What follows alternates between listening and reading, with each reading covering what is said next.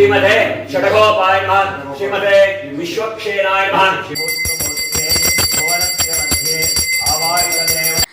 ಆದಷ್ಟು ಈ ಕಂಟೆಂಟ್ನ ಯಾರು ಸ್ಕಿಪ್ ಮಾಡೋದಕ್ಕೆ ಹೋಗಬೇಡಿ. ಯಾರು ಪುರೋಹಿತರು ಇಲ್ವಂತೆ.